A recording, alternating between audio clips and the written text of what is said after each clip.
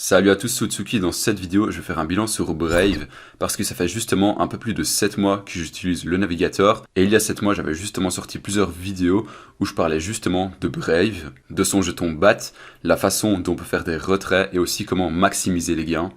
Si ces vidéos-là tu veux les voir, je te mets directement les liens en description et je mets aussi l'onglet de la playlist en haut à droite de l'écran. Alors dans cette vidéo, on va revoir en vue plusieurs points, comme par exemple combien ça a pu me rapporter sur 7 mois, que ce soit sur un seul ou deux PC, le changement qu'il y a eu sur le navigateur, et je vais aussi te donner mon avis global par rapport à Brave en le comparant au navigateur que j'utilisais avant. Alors juste avant de revoir en vue tout ça, il faut savoir que j'utilise deux PC différents, donc je vais à chaque fois ajouter les différentes statistiques de mon deuxième PC au montage, parce que je travaille sur les deux tous les jours. Donc quand on est sur le dashboard du PC sur lequel j'enregistre cette vidéo par rapport à ce que ça a pu rapporter en 7 mois, si on se base sur la fonctionnalité principale de Brave qui est de bloquer les publicités et les balises en utilisant Brave sur ce PC, j'ai déjà pu bloquer 286 241 publicités, ce qui est juste énorme.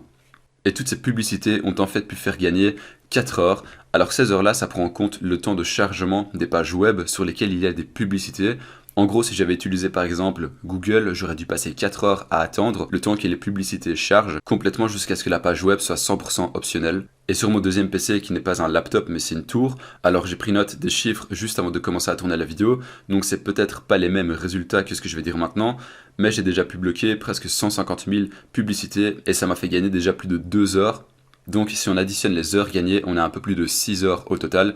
6 heures ça peut paraître peu, mais je pense que de ton côté tu te rends pas compte à quel point Brave fait gagner du temps. Parce que j'imagine que pour toi qui vois ces chiffres, tu te dis certainement que ce n'est pas des chiffres importants. Donc ce que je vais faire, c'est différencier la recherche d'une page Google et Brave. Et tu verras que Brave, c'est réellement très très puissant par rapport à Google. Et on se retrouve juste après.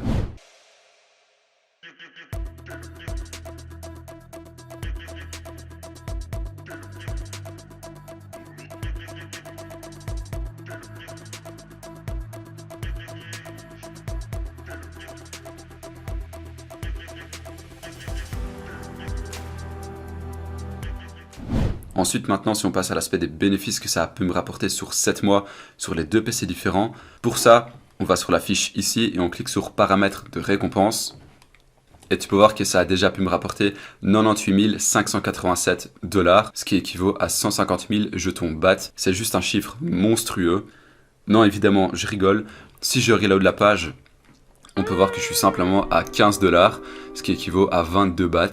Alors oui, tout ça, ça paraît très peu, mais au final, le but avec Brave, c'est pas de gagner des fortunes, mais de simplement utiliser leur navigateur, qui est hyper pratique pour tout le monde. Alors par rapport au jeton BAT, alors actuellement, j'en possède 22, et si on va voir le cours sur CoinMarketCap, il faut savoir que c'est un jeton qui fluctue énormément, alors on n'est pas du tout sur du 5% en plus par mois ou inversement. Non, ici, en seulement 6 mois, on peut passer d'un prix de 0,14 à directement 1,60. Donc de mois en mois, ça peut faire un 100% en plus ou en moins, ça dépend du cours. Par exemple, actuellement le jeton il vaut 63 cents et il y a quelques mois il valait 1,60 €, donc c'est presque le triple. Donc à un moment j'ai certainement dû être à presque 50 $ ou un peu moins vu que depuis ce moment-là j'ai gagné quelques bahts. Mais c'est pour dire que ce chiffre qui est ici, donc les 15 $, c'est juste un chiffre indicatif parce que le cours du jeton BAT c'est vraiment un jeton qui fluctue énormément comparé à d'autres cryptos. Et la raison de cette fluctuation elle est assez logique, c'est simplement que les utilisateurs revendent à chaque fois leur BAT en achetant un autre jeton pour pouvoir retirer leur gain. Parce qu'en fait, ce jeton n'a vraiment pas la réputation pour faire du holding sur du long terme. Actuellement, tout le monde préfère convertir le jeton et en faire du holding sur une autre crypto. Et en plus de ça, il est assez compliqué de faire de retrait ou même de simplement faire une conversion. Pour ça, il faut carrément passer par Uphold, qui est un wallet assez vaste, qui est très limité en termes d'utilisation. Et pour te dire, on ne sait même pas envoyer des fonds à un autre wallet. Mais justement, récemment, si on revient sur le dashboard de Brave, Brave a sorti une nouvelle mise à jour pour mettre à disposition leur propre wallet. Donc c'est juste ici portefeuille.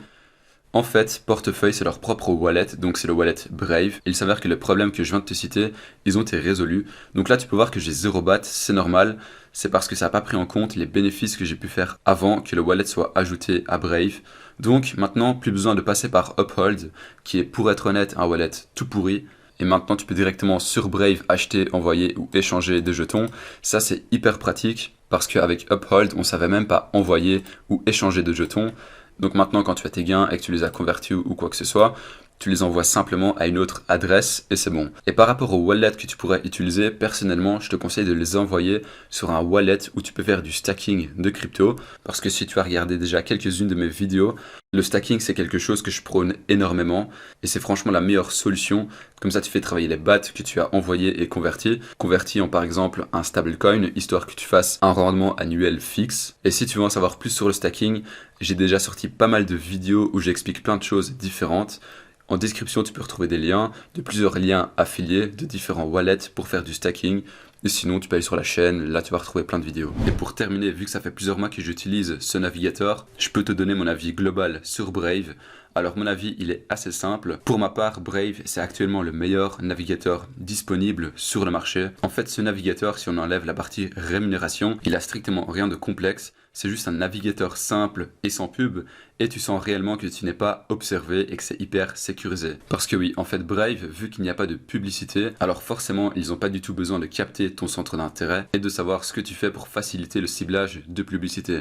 Et c'est exactement ce problème qu'il y a sur le navigateur Chrome, parce que Chrome en tant que tel, c'est un bon navigateur, mais il est bombardé de publicité, parce que forcément l'AdSense sur Google, c'est une place hyper importante, donc ils doivent forcément rémunérer les personnes qui font des publicités et rémunérer les créateurs. Donc c'est obligatoire qu'il y ait tout ce processus de tracking derrière tous les utilisateurs. Alors il y a quelque chose que maintenant je remarque plus du tout, parce que j'ai l'habitude d'utiliser Brave, mais quand je suis passé de Chrome à Brave, j'ai senti une énorme différence de vitesse de recherche. J'avais l'impression que j'avais un tout nouveau PC entre les mains, alors que j'avais juste installé un nouveau navigateur.